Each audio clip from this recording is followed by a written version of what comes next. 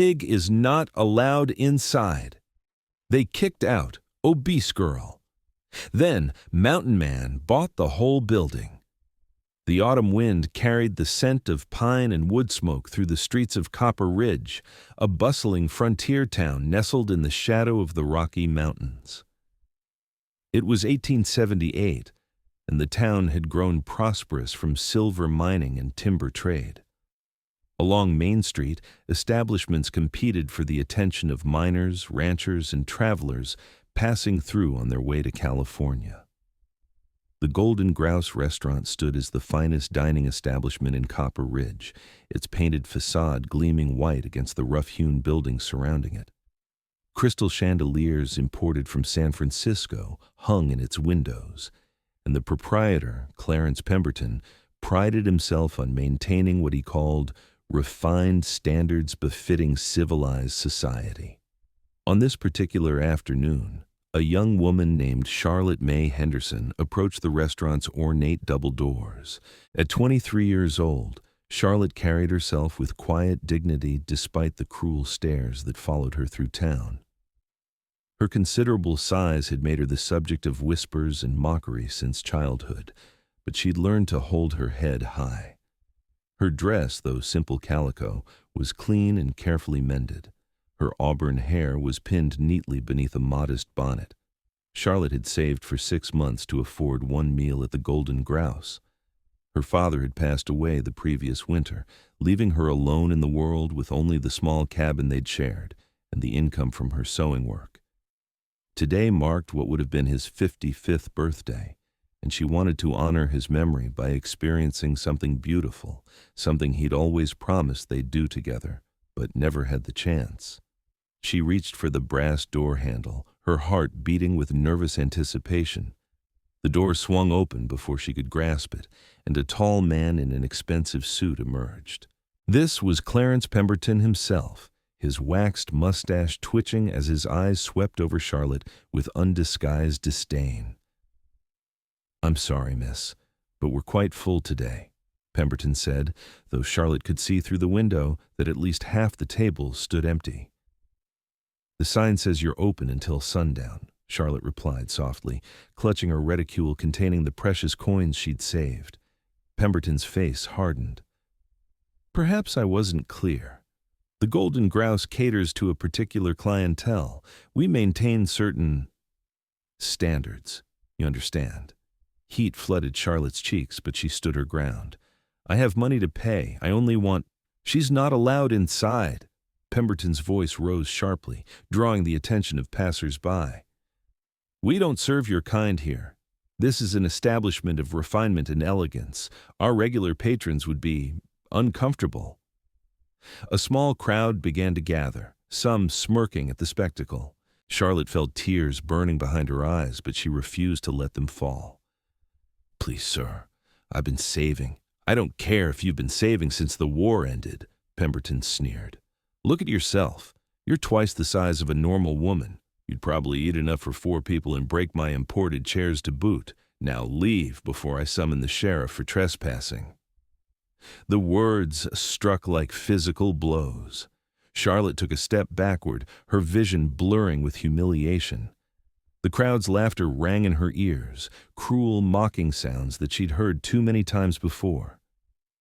"Actually, I think you'll find those chairs were made in Denver, not imported at all," a deep voice rumbled from behind Pemberton, "though I suppose lying comes natural to a man who'd shame a lady on the street."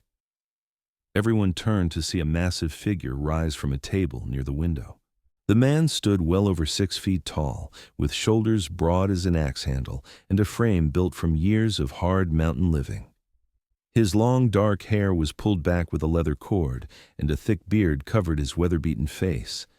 He wore buckskin breeches, a dark wool shirt, and a beaded vest that marked him as someone who'd lived among native tribes.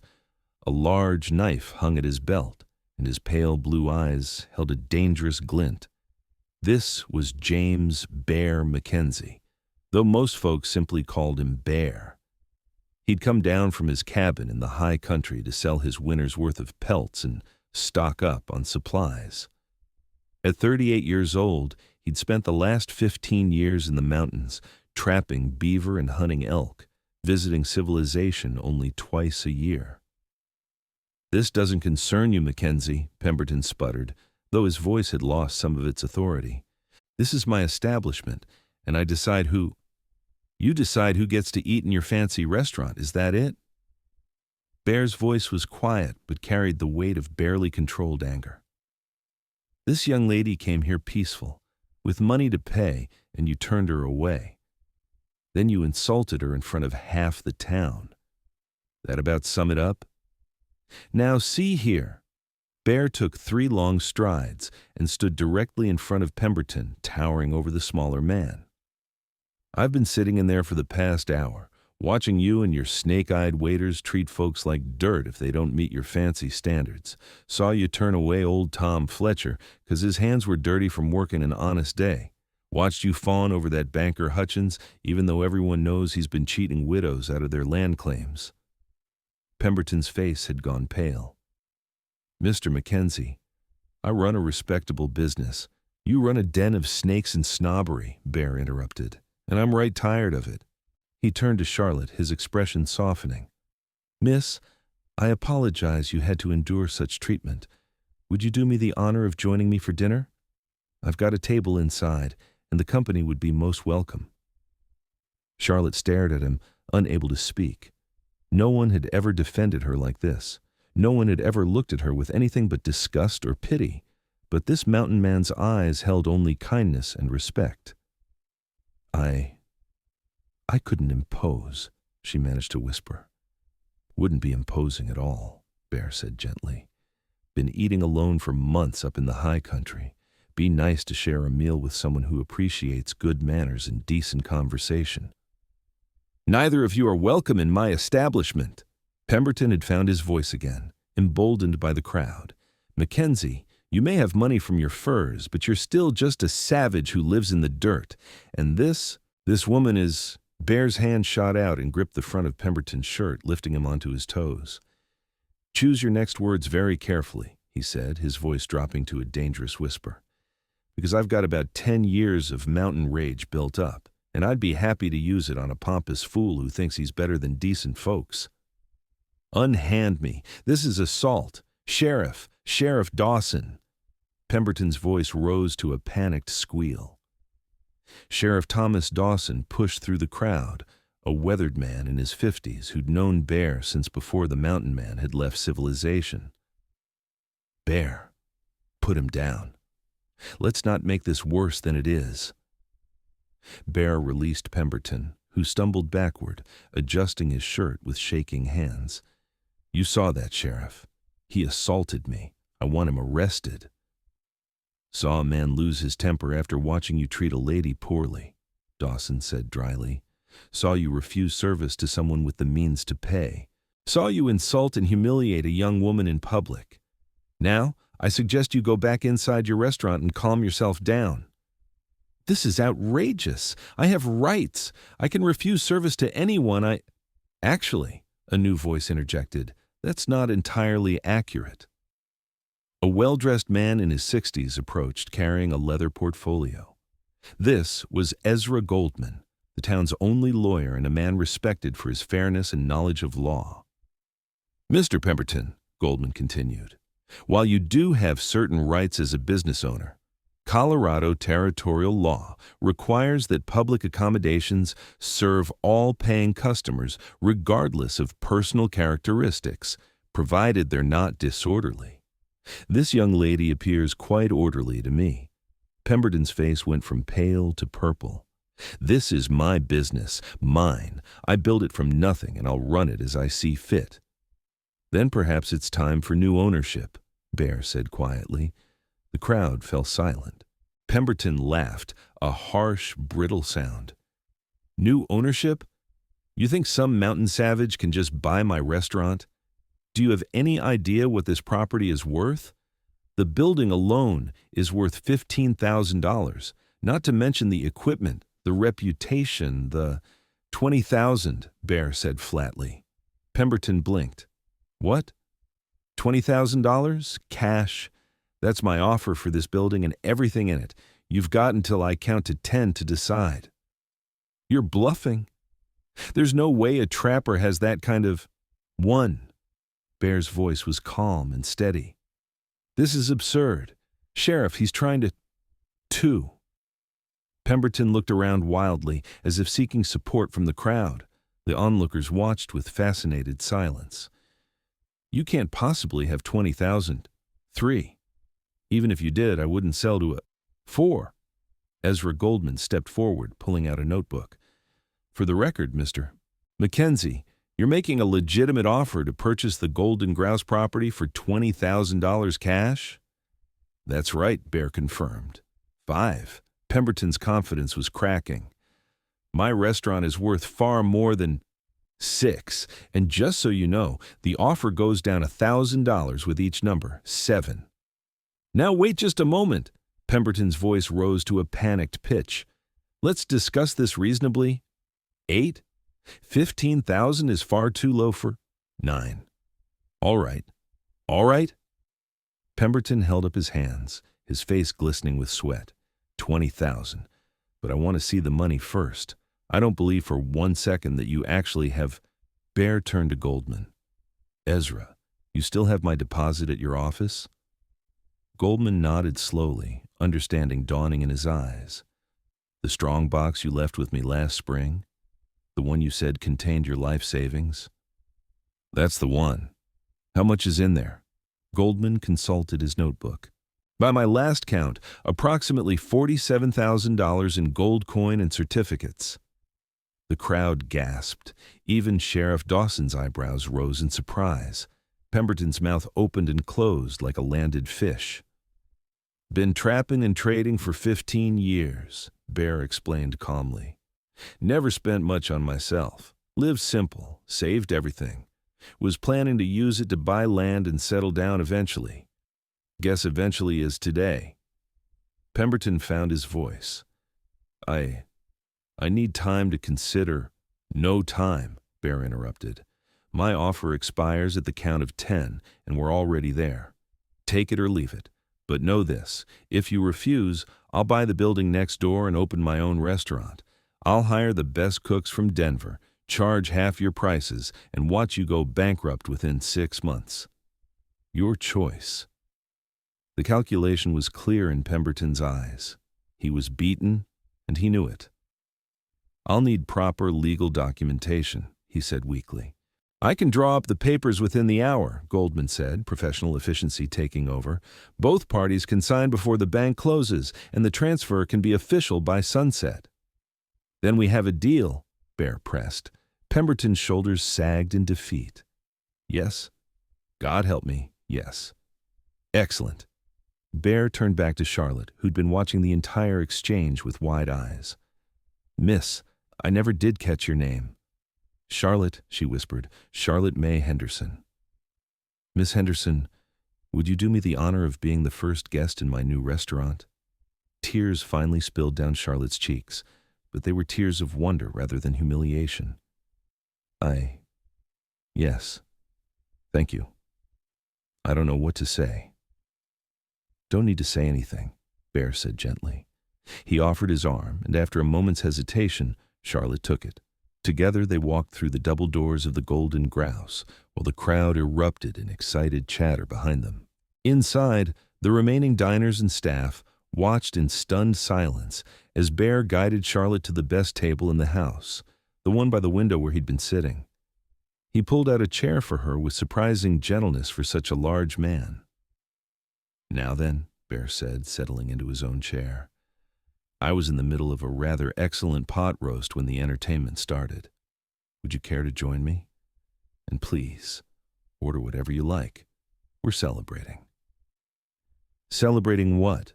Charlotte asked, still trying to process everything that had happened.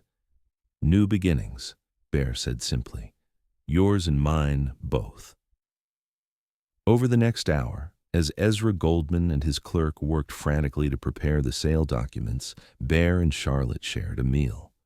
At first, Charlotte barely touched her food, too nervous and overwhelmed, but Bear's easy manner and genuine interest in her life gradually put her at ease. She told him about her father, a carpenter who'd come west with dreams of prosperity but had died before achieving them.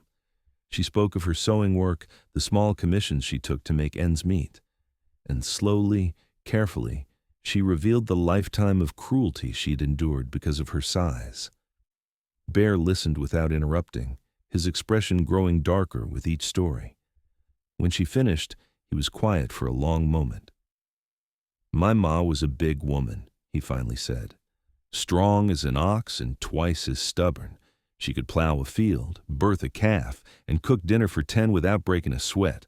My pa loved her fiercer than anything in this world. When I was 12, some fancy folks from back east came through our settlement, made comments, laughed at her. My pa broke one man's nose and blackened both eyes on another." Charlotte's eyes widened. "What happened?" "Pa got arrested, spent a week in jail. But when he got out, those eastern folks had moved on, and nobody ever disrespected my ma again. See? Folks mistake cruelty for strength, but real strength is standing up for someone who needs it. Real strength is seeing the value in a person that others are too blind or stupid to recognize. Your mother sounds like a remarkable woman." "She was. Died of fever when I was 16. Pa followed her 6 months later. Just gave up, really. That's when I headed for the mountains. Couldn't stand being around people anymore. Couldn't stand their smallness and meanness." He paused, looking at Charlotte with those intense blue eyes. "But watching you stand there with your head held high while that fool insulted you, that reminded me there's still decent folks worth knowing." Before Charlotte could respond, Goldman arrived with the papers. "Everything's in order. Mr. Mackenzie, if you'll sign here. Mr. Pemberton here. Sheriff Dawson has agreed to witness." The signing took only minutes. Pemberton's hand shook as he scrawled his signature, his face ashen. When it was done, he stood and removed his apron with jerky movements. "I'll need a few days to collect my personal—" "You've got until tomorrow noon," Bear said flatly. "After that, anything left behind becomes property of the restaurant." Pemberton opened his mouth to protest, saw the look in Bear's eyes, and simply nodded. He shuffled toward the door, a broken man. At the threshold, he paused and turned back. "You'll regret this, Mackenzie. Running a restaurant isn't like trapping beaver. You'll fail within a month." "Maybe," Bear acknowledged, "but at least I'll fail treating folks with dignity. Can you say the same?" Pemberton had no answer. He left without another word. Goldman gathered his papers. "Congratulations, Mr. Mackenzie. You're now the proud owner of the Golden Grouse Restaurant. What are your plans for it?" Bear looked around the elegant dining room, then at Charlotte. An idea was forming in his mind, something that felt right in a way nothing had felt right in years. "First thing, we're changing the name. Second, we're changing the rules. This place is going to welcome everyone, miners with dirty hands, cowboys with dusty boots, farmers, shopkeepers, families. Anyone who's got the price of a meal and the manners to treat others respectfully." "That's admirable," Goldman said, "but you'll need someone to run it. Do you know anything about managing a restaurant?" "Not a thing," Bear admitted, "but I know about hard work and fair dealing. The rest I can learn." He turned to Charlotte. "Miss Henderson, can you cook?" Charlotte blinked in surprise. Yes. My father always said I made the best stew in Colorado." "Can you manage accounts? Keep track of inventory and such?" "I've been managing our household account since I was 14. Bear nodded slowly, the idea solidifying. "How would you feel about working here? I'll need someone to run things when I'm not around.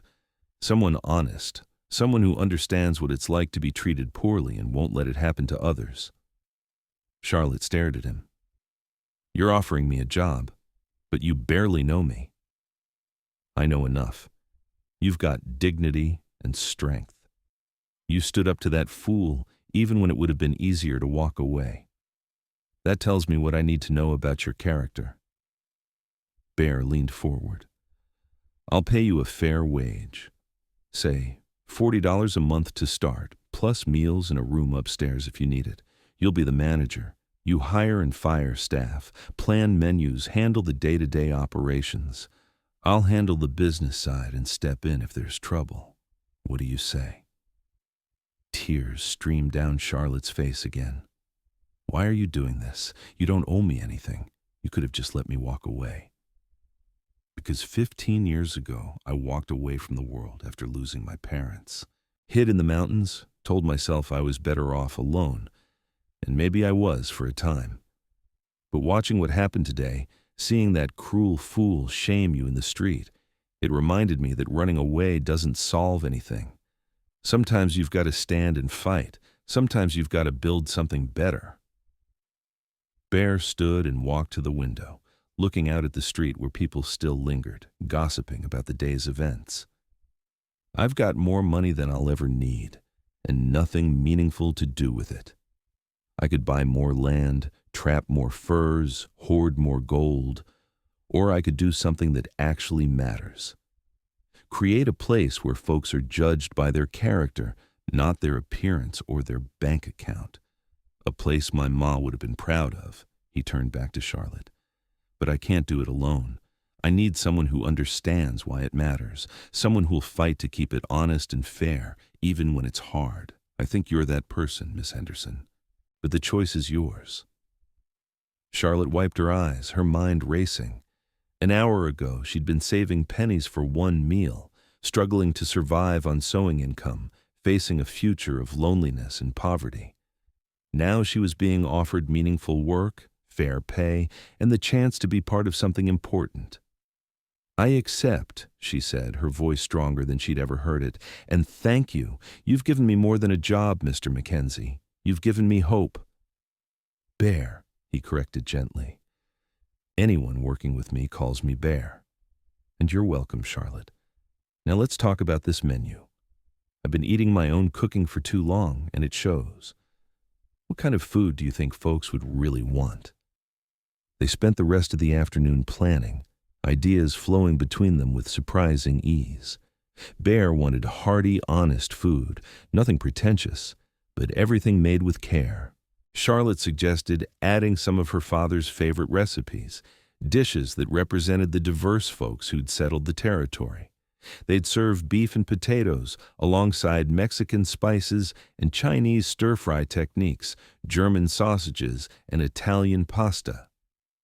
The remaining staff, seeing which way the wind was blowing, approached cautiously. There was Maria, a Mexican woman who'd worked in the kitchen for 3 years, and Tom, a Chinese cook who'd been relegated to washing dishes despite his skill. There was also Sarah, a young waitress whose pretty face had been the only reason Pemberton kept her employed, despite her frequent mistakes. "You folks want to keep working here?" Bear asked them directly. They exchanged nervous glances. Maria spoke first. "Mr. Pemberton, he pay us very little. Say we should be grateful to have jobs at all." "How much did he pay you?" $15 a month. Tom get only 10 because Mr. Pemberton say Chinese workers don't deserve full wage." But Bear's jaw clenched. "Here's the new arrangement. Maria, you're head cook now, $30 a month. Tom, you're assistant cook at 25. Sarah, you keep waiting tables at 20, but I expect you to learn the work properly. Charlotte here is the manager. You all answer to her, and she answers to me. Anyone got a problem with that?" "A woman manager?" Sarah asked hesitantly. "And, someone who's what?" Bear's voice carried a note of warning. Sarah had the grace to look ashamed. "Nothing, sir. I'll work hard, I promise." "See that you do. One more thing. This restaurant treats everyone with respect. Customers, staff, everyone. I hear anyone being cruel or discriminatory, they're out on their ear with no second chances. We clear?" "Yes, sir," they chorused. Over the following weeks, Charlotte threw herself into her new role with fierce determination. She redesigned the menu, balancing Bear's preference for honest frontier fare with touches of elegance that acknowledged the restaurant's refined setting. She hired 2 more cooks, an elderly black woman named Pearl, whose skills with pastries were legendary, and a young white man fresh from Denver who specialized in French techniques. Bear proved surprisingly adept at the business side. His years of trading furs had taught him negotiation and fair dealing. He secured better prices from suppliers by paying in cash and on time. He invested in quality ingredients but refused to overcharge customers. Where Pemberton had charged $3 for a meal, Bear charged $1.50 for twice the food. The changes didn't come without resistance. Some of Pemberton's old clientele complained about the lower class of people now welcomed through the doors. A banker's wife threw a fit when she was seated next to a Mexican family. She demanded special treatment and got shown the door instead. "But I'm friends with the mayor," she'd shrieked. "Then I'm sure the mayor will find somewhere else to eat too," Bear had replied calmly. Word spread quickly. Some of the town's elite boycotted the restaurant, declaring it beneath them. But for every wealthy patron they lost, 10 working-class families discovered they could finally afford a nice meal out. The dining room filled with miners celebrating successful claims, farmers bringing their wives for anniversary dinners, and families treating their children to something special.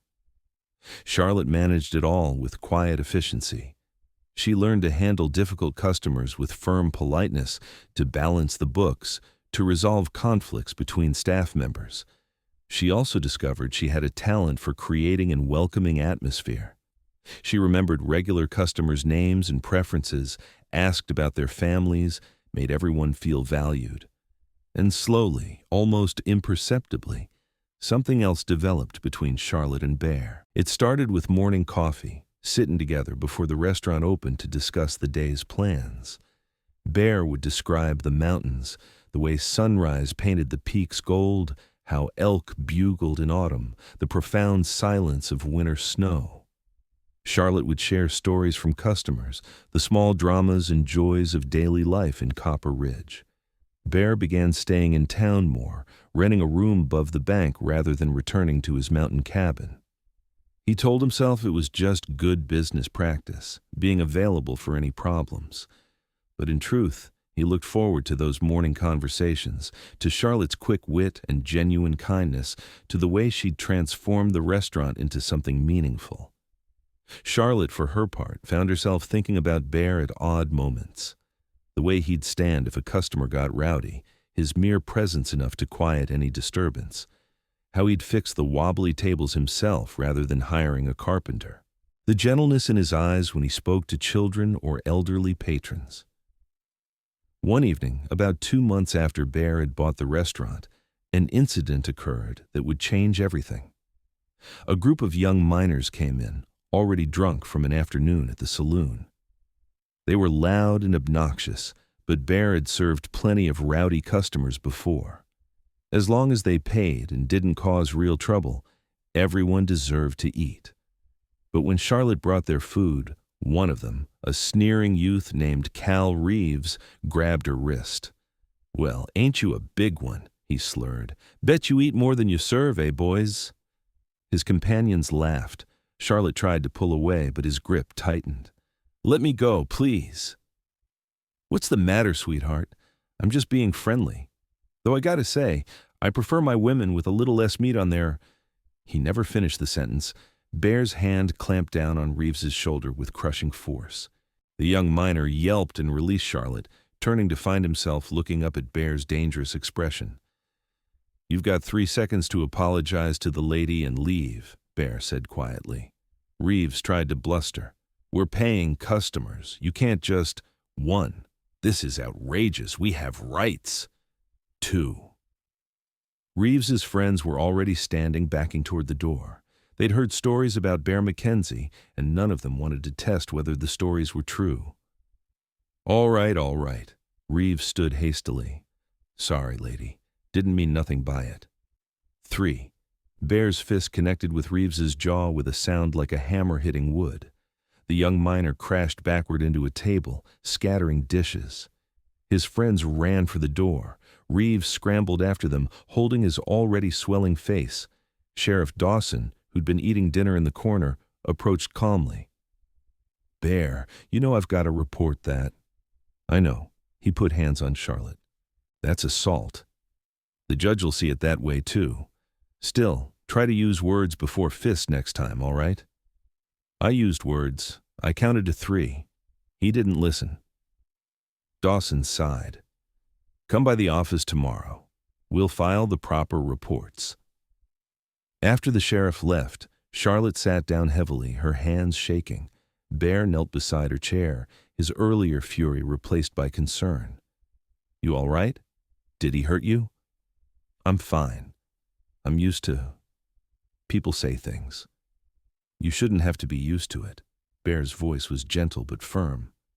Charlotte, look at me. She raised her eyes to his. You're worth more than every cruel fool in this territory combined. You're kind, smart, capable, and beautiful. Anyone who can't see that is blind and stupid. Charlotte's breath caught. Beautiful. Yes. Bear said it simply, as if it were the most obvious fact in the world. I've thought so since the day I met you. Spent the last 2 months trying to convince myself I was just being grateful for your help with the restaurant. But watching that fool put hands on you, I wanted to tear him apart. And it wasn't just about respect or fairness. It was because seeing you hurts me. Bear, Charlotte didn't know what to say. No one had ever called her beautiful. No one had ever looked at her the way Bear was looking at her now. I know I'm not much, Bear continued. Spent too many years in the wild, got rough edges that'll probably never smooth out. And you deserve better than some old mountain man. But if you'd consider it, I'd like to court you proper, take you to dinner somewhere else since we own this place. Maybe a walk by the river. See if this feeling I've got is something you might feel too. Charlotte's heart was racing. I feel it, she whispered. I've felt it for weeks. I just never thought what? Never thought anyone could want me. Not really. Not beyond pity or obligation. Bear took her hands in his. They were large and calloused from years of hard work, but his touch was infinitely gentle. Charlotte May Henderson, I want you. Not out of pity or obligation, but because you're the finest person I've met in 15 years. Because your smile makes me want to stay in town instead of running back to the mountains. Because when I think about the future, I can't imagine it without you in it. Tears spilled down Charlotte's cheeks, but she was smiling. Yes. Yes to what? Yes to dinner. Yes to courtship. Yes to seeing where this goes. Yes to all of it. Bear's face split into a grin that transformed his usually stern features. He stood, gently pulling Charlotte to her feet, and wrapped her in an embrace. She fit against him perfectly, her head tucked beneath his chin, and for the first time in her life, Charlotte felt truly safe. The restaurant's other patrons, who'd been pretending not to watch, broke into spontaneous applause. Maria whistled from the kitchen. Even crusty old Sheriff Dawson cracked a smile. 6 months later, on a spring morning with wildflowers blooming across the mountain slopes, Charlotte May Henderson married James Bear Mackenzie in a ceremony attended by half of Copper Ridge. The restaurant, now renamed Charlotte's Place over Charlotte's protests, had become the heart of the community, a place where everyone was welcome and everyone was valued. Bear eventually sold his mountain cabin, though he and Charlotte would hike up to the high country every summer, spending weeks under the stars. He taught her to fish and track game, while she taught him to read poetry and appreciate music beyond simple campfire songs. Charlotte's Place thrived, becoming known throughout Colorado Territory as a place of exceptional food and exceptional kindness. They hired staff who'd been rejected elsewhere. The one-armed veteran, the widow with 6 children, the former slave seeking a fresh start. Each found not just a job, but a family. And sometimes, when Bear stood in the doorway watching Charlotte manage the dinner rush with confident grace, he'd remember that autumn afternoon when a cruel man tried to break a good woman's spirit. He'd remember his own anger and the impulse that led him to buy a building just to prove a point. Best $20,000 he'd ever spent. Charlotte would catch him watching and smile, that same shy smile she'd given him on their first dinner together. And Bear would think about how close he'd come to staying in the mountains forever, cutting himself off from the possibility of love and connection. Sometimes, he knew, the best thing you could do was come down from your mountain and stand up for what was right. The rest would follow.